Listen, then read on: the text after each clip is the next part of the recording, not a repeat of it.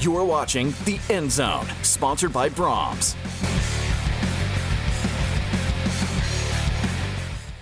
Welcome to another edition of The End Zone along with Camryn Johnson. I am Colby Daniels. What a great week of sports it is. The MLB playoffs are underway. The start of the NBA season is officially here. Preseason basketball this weekend for the OKC Thunder, and I saved the best for last. We are rolling into the really meat and potatoes part of the college football schedule, so it is great stuff. Notice I didn't mention the Dallas Cowboys after the tie game last week. We'll save that for a little bit later in the show because I do have a moving the chains question on that topic. Good. But for you, Camryn, it was a wild weekend. Arkansas alum over here, and they did what Oklahoma State did to Mike Gundy, and that's pull the trigger on Sam Pittman's tenure. Yeah, that was, I think it was expected. A lot of people would say it was probably beyond time for it to happen. I think a lot of people thought he should have stepped down last year, but overall, it's a move that makes sense, and I think the fan base agrees with it. But I mean, this is a coach that everyone loved him as a person, so it hurts your heart a little bit to see him go. But hopefully, Bobby Petrino of all people back at the helm for the rest of the season. Yeah, that's going to be fun because it's different. Whenever you have like an offensive coordinator take over, typically they haven't had much head coaching experience. That was a head coach who the only reason he wasn't head coach was for non-football related. So we'll see if he's still got it. Yeah, it's always tough when the coach is likable and he's shown the door. The Ryder Cup and Arkansas defense memes last weekend, by the way, were, comparing the two and what they did, they were exceptional. All right, we've got to talk some OU football because I don't know if anybody caught this last week. I know the Gundy news at Oklahoma State was pretty much the headline, but John Mateer's out. And Michael Hawkins is going to start for Oklahoma this week. Michael Hawkins went 1-3 last year, played in 3 conference games, then played in the bowl game at the end of the season. There were some exciting moments for Michael Hawkins, and there were a lot of yikes type of moments for Michael Hawkins. The coaching staff, I think, feels confident that he's grown. So Brent Venables and Ben Arbuckle both discussed that earlier this week. He had a good bye week, had an excellent fall camp. And the team believes in him. Has great arm strength. The ability to extend plays, has a quick release, and I think just his speed is also kind of an X factor too. Just he's able to do special things with his legs. Trying to put Mike and the offense in positions to be successful is of the utmost importance. There you go. I know everybody's asking, I know that's great, but what about Mateer? Is John Mateer going to be healthy enough to play in the Texas game? I think there's a lot of optimism around that. Ben Arbuckle was asked just about John Mateer, the recovery process. Is he itching to get back on the field? Do you have to pull the reins back? Here's Ben Arbuckle on just the overall timeline with John Mateer and the work he's putting in. He understands his body. He understands the recovery process and everything, and he's going to stick to that process, and if there's a gray area, he may trend more towards the darker shade of the gray than the lighter shade of the gray in the recovery, but that just comes from him being a competitor and wanting to be the best player and best person and most ready for his teammates as possible. So he's a pro in how he approaches everything. So there you go. There's the obligatory John Mateer update on this edition of the End Zone. I want to go back to Michael Hawkins, though, because obviously it was a bit of a roller coaster ride, which it should have been, right? He was a true freshman a year ago. He was not slated to be the starter coming out of the gate. I think you have to be a little bit easy with the criticism of Michael Hawkins in year number 1. This is a Kent State defense that Michael Hawkins shouldn't have any issues with. That said, he hasn't played a lot. So what is your overall expectation, I guess, of Michael Hawkins this weekend? Well, I think that this whole thing couldn't have happened at a better time. You get a bye week, and then you get Kent State, a great program to be able to test the water, get comfortable. I think that's the biggest thing in this case is he needs to get comfortable because, by the way, that next game, if Mateer's not ready to go, he's going to have to play Texas, and I know he's got experience playing that game, but yeah, I think this is going to be a really good warm-up for him. Should be able to try out things more than you would be able to against, say, Power 4 opponent. So I look for him to make some good strides. Yeah, I'm curious in terms of the aggressiveness with running the ball, trying to get the running backs involved, how much maybe they take off his plate, or how much they maybe stretch the mental capacity in this Kent State game. Again, I think from a physicality standpoint, this defense probably isn't going to present a ton of resistance, but what are you asking Michael Hawkins to do consistently throughout this game? Like, you have to, I think, treat this game like it's a dress rehearsal for him to play against Texas. You're hoping that John Mateer is back next week, and the guy that was the Heisman frontrunner a week ago is going to quarterback your offense against the rival, but you have to treat this game like you are preparing Michael Hawkins to take those snaps. Yeah, and even if Mateer is back for Texas, you got to think that they might keep it an easier load on him, so you could still expect to play even if he does get the start. But yeah, this is, I think, like you said, you got to go into this game just assuming you're going to play, because if you're like, oh, I'm only here a week, that mentality can get you into some trouble. So it will be an interesting balance to see how much, because again, Kent State is not an SEC opponent. It'll be interesting to see how much they're like, okay, let's test him and really let him throw the ball and run, as opposed to, oh, he's a backup, let's resort to the run game. Let everybody else win the game for you, and that'll be not put him in a position to make mistakes. Yeah, I totally agree. Before we go to a break, this weekend there are going to be 6 former Oklahoma quarterbacks quarterbacking in the NFL. It has been an unbelievable run. Baker, Kyler, Hurts, Spencer Rattler, Caleb Williams, and Dylan Gabriel. I know the last 3 all transferred out of Oklahoma, but to think that OU fans have been spoiled to this degree watching that position especially is wild. Yeah, and especially that most of those came just immediately one after the other. I mean, there's a reason they call it quarterback university, and I think that proves why. But it's so fun to watch them because they're not just, most of them aren't just starting, they're doing pretty darn well. So that's a lot of pride for OU fans. And as Todd McShay told us a couple weeks ago, John Mateer should be the next one in the National Football League. All right, we've got to take a timeout. Thunder Media Day earlier this week. I caught up with Alex Caruso.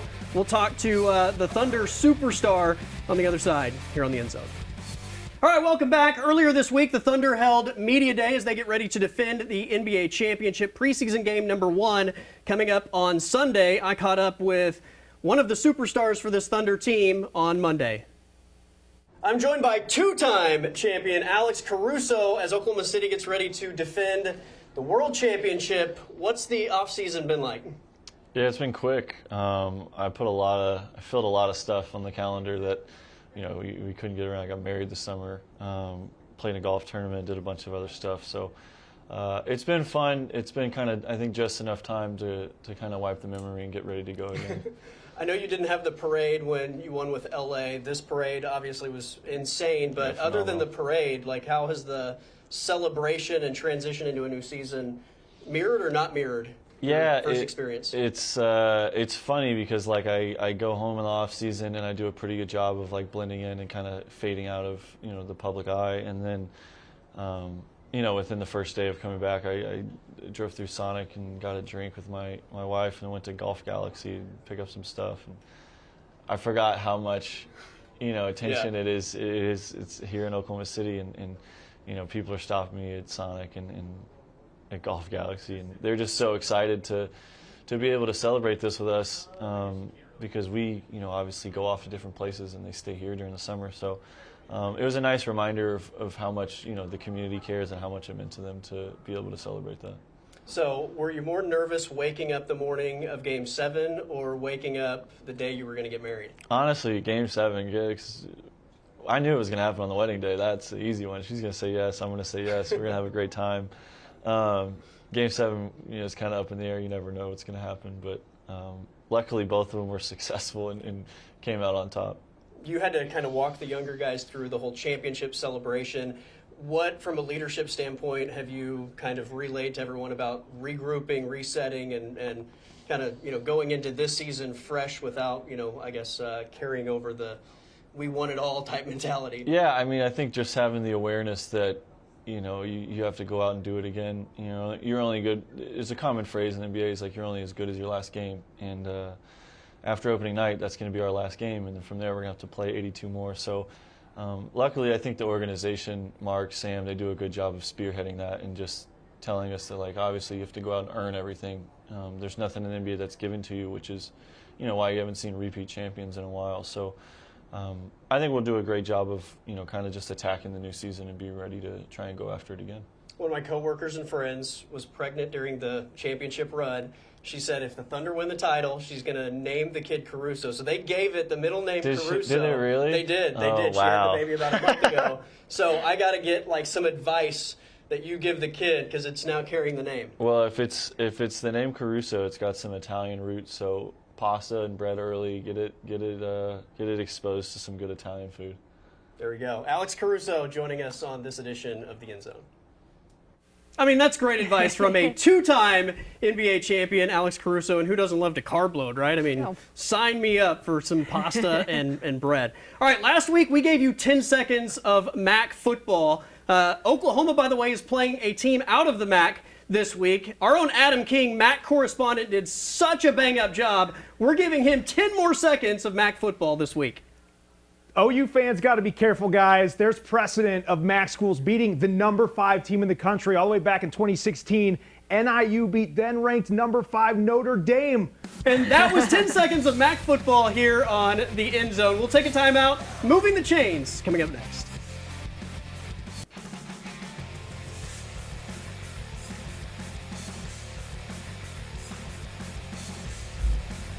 All right, let's try to move the chains along with Camryn Johnson. I am Colby Daniels. MAC correspondent Adam King is going to attempt to pick up a first down today. Oh, boy. I don't know how many first downs Kent State have in them against that OU defense this week, so let's hope that you outperform the Kent State offense. You're going to start with 1st and 10. Great. I'm going to throw a question your way. You're going to answer it. Camryn is going to decide how much she likes or dislikes your answer, and she's going to give you positive or negative yardage. So good answer, maybe she gives you 5 yards, it's 2nd and 5. Bad answer, maybe it's a loss of 3, and it's 2nd and long. So your charisma, personality, all that is going to really shine through here. So perfect. No pressure. All right, out of the gate, baseball playoffs are going on right now. Yeah. Yankees, Red Sox, one of the big rivalries in all of sports. Next weekend, it's OU Texas. Better rivalry, OU Texas or Red Sox Yankees? As of recent, OU Texas for sure. feel like the Red Sox Yankee stuff is like cooled off. Maybe it's because the Red Sox have had the issues with like the Mookie Betts stuff, and I feel like when Texas is a top 10 team and OU's threatening to be a top 10 team, that gets attention from everywhere because especially this time of year, like even with the playoffs going on, college football can outshine baseball playoffs if it's not the World Series. Plus, OU Texas doesn't even matter what their records are. It's 100%. always going to be fun. Yeah. I'm going to agree with you. We're going to start you off nicely with a gain of 5. Oh my gosh, There we go. More than a game manager. OU Texas is always awesome. 100%. Yankees Red Sox is awesome when both teams are good and chasing like a championship. Well, but like, the best thing about that you can say right now is that the games don't last 6 hours anymore. You're like, we're going to get out That's of true here. too. That's true too. Sign me up though to watch Pedro and Don Zimmer going head to Every head. time. I'll watch it every single time. All right, 2nd and 5. Nice pickup on 1st down. The Cowboys and the Packers tied last week, which I know Camryn and I are both Cowboys fans. It's a loss to me. Like, you didn't win, so I am not celebrating a tie. That said, I don't think anybody likes a tie in sports. So what is your best outside-the-box idea to settle ties in the NFL? I think the best way we settle ties is to prevent them. And I love the pitch that has been going around where each team gets to kick like 3 field goals. And that's it. So now you're forcing 4th downs. You're forcing excitement. They got to figure it out. Coaches are going to get themselves in a box. And then at the end of this game, when maybe someone's trying to kick a game-tying field goal, you're like, hey, you don't have any field goals left. You like have to go to the end zone. We're just going to avoid it. We're not even going to get there. Interesting. It's out of the box. It's definitely out of the box. Yeah, I've it's not heard definitely that. out of the box. Yeah, I'd have to think about that. You don't think it would be fun to see a coach like plan for a field goal with 10 seconds left and they spike the ball? Like he saves his challenge at the end of the and game. run Save everybody a out field goal there, and the attempt. refs are like, you can't do that. can't, You you're ran out. out. So now you got to figure it out from 40 yards out. Interesting. I know how I would grade this one, and I'll give you my opinion after Okay. Camryn officially grades you. I'm sure my mind would change like when I think about this an hour from now. Yeah. But I feel like there are better ways. Sure. It's a I'll lot. give you a gain of 2. That's fine. Hey, we're moving That's forward. positive. Yeah. That would have been a loss of 5 for me because I'm a Dallas Cowboy fan. The best player on their team is Brandon Aubrey. Yeah. I'm not taking Brandon Aubrey off the field. He will make a 70-yarder Give at me some point give me this a year. kickoff between the two crazy. kickers. I mean, that's how I want to decide it because Brandon Aubrey's awesome. If my kicker stunk, though, I think it's a great idea. All right, 3rd and 3. You were doing really well. Dangerously close. Thunder kick off the preseason on Sunday against the Hornets. What is your bold prediction for the Thunder season? Give me something bold. I think the Thunder are going to take the next step, but it's going to be because of Topic. Gets some run, figures it out, becomes an integral part of the team here, and really makes the moves to sort of push this team forward. And when you see with a second-year team, you got to change the style a little bit. You can't bring back the same thing that you had the year before. So I think we get a little influence to pretty open-minded group of guys, and you see maybe just a little bit of different play style. The engine's going to be the same. They're never going to change that. It's awesome. But you see some of the changes that Denver made to try to keep up and kind of muscle up on them a little bit with Valanciunas, and I think they're going to try to adapt a little bit with some pieces from within. Now, there's a little bit of an injury there, is there not? Or was there a... With Topic? Topic is good to go. He's good to go. back. He's Okay. in, yeah. Okay, yeah, no, then that's a solid answer. I'll give you 4 on that one. First What is down. the next step, though? You said he's going to take them to the next step. They won the championship. What's the next step? Well, you had a team that got Back-to-back? dangerously close to record-breaking territory, and maybe this is a team that comes out just as hungry, and now we're threatening 74 some of the, wins, yeah, 75 we're threatening wins? that Okay. big number. Yeah. Okay, fair enough. They did log a lot of minutes last season. Yeah. I think Topic, if nothing else, is going to be a minute eater to, I think, maybe take Shea off the ball a little bit. And, yeah, we'll see how that all plays out. I think that's a good answer, though. All right, this weekend, the Smashing Machine is hitting the box office. The Rock, starring as MMA star Mark Kerr. I can't wait to see this. I'm pretty pumped. It's going to be awesome. With that said, give me your top 4 action movie stars ever. Oh, my gosh. Is The Rock on the list? Action movie stars ever. The Rock's probably, he's going to be close. I think, top of my head, I got to go Keanu Reeves on John Wick alone and had a hero run in the totally 80s. fair. We're talking Point Break. Like, Matrix you got to put was him in there. amazing as yeah, well. So he's got a first track Matrix. record. We could go just on volume. This is a volume play, like a Larry Walker stats accumulation. Jason Statham. He's been in a lot of stuff, had a lot going on. Jackie Chan's got some variety in there. He can make you laugh, and he can do his stunts, and he can make this figure out. And then I think like the all-timer, because of the stunts, is Tom Cruise. Like, he's running on the sides of buildings in Mission Impossible. He's jumping off of planes and stuff. He's teaching everybody how to do everything in Top Gun when they brought it back. He saved cinema. He saved cinema. I don't disagree with that. It's not so much the names that you said; it's the names you didn't say. Cameron's got the official word on this, but I mean, No. Okay, so here's the thing. I'm really bad at remembering all of these actors that are out there. So you're going to name one afterwards. you left and I'm gonna be Stallone like- off the list. Sylvester Stallone, Jean-Claude Van Damme, Arnold Schwarzenegger. That is a fumble, scoop, and score for the defense in my book. So. Terrible job. We'll see how many max seconds you get next week. All right, we got to take a time out. Adam King, Mac correspondent, joining us. It's time for game picks next on the End Zone. Time now for the Brahms in the Bag Pick of the Week. All right, welcome back. We've got to make game picks for this weekend. Pretty great football weekend ahead of us in the college landscape. We got to start in the SEC. OU's next opponent, the Texas Longhorns, haven't had the greatest start. Florida's had a worse start, though. Yeah, Texas is not, I mean, they're not the most impressive 4-0 team there is. Florida is not as, there's promise there. And I think with this game being in the swamp, I think they're going to make this uncomfortable. Arch Manning on the road. I think they make it closer. Do I think they get the win? No, I think Texas ultimately takes it, but it'll be close. This was such a hard pick for me. Give me Texas minus the points only because I think that defense is really good. I don't have a lot of confidence in either quarterback. I just think the Texas defense might make Lagway make more mistakes ultimately. Yeah. All right, last season, Vandy pulled off the upset over Bama. This season, Alabama is hosting Vandy. Yeah, I don't think there's any way after last year that Vanderbilt pulls this off. I think Alabama, especially being at home and knowing what happened last year, I feel comfortable in them winning comfortably. Big win over Georgia last week. I think this would be a statement to avenge that Vandy loss.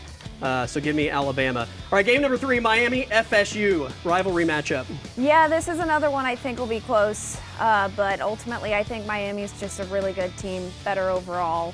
Yeah. Close game. I like Miami to win, but give me the points in Tallahassee. Okay. I think that Florida State offense can put up a lot of points. OSU's a massive underdog at Arizona. You know what? Same thing as I said last week. I think Oklahoma State is doing better than what people might suspect. I don't think they pull off a win, but once again, I think they keep it close. Maybe not 3 touchdowns, but yeah. They emptied the playbook last week. I don't know how much more they have, and then you fire the defensive coordinator. I've got to take Arizona minus the 20.5. I hope I'm wrong, though. Hope Oklahoma State shows some fight. 45-point favorites are the Sooners against Kent State. I went back and forth on this one a lot because that's a lot of points. We haven't seen them put up more than 42. I ultimately think, though, I predict they win this one 49-3, so it's going to be close. I'm predicting not only does the defense pitch a shutout, but maybe the defense scores as well. Okay. So give me the Sooners minus 44.5. All right, that is Camryn Johnson. I'm Colby Daniels. Everybody have a great college football weekend. We'll see you next week.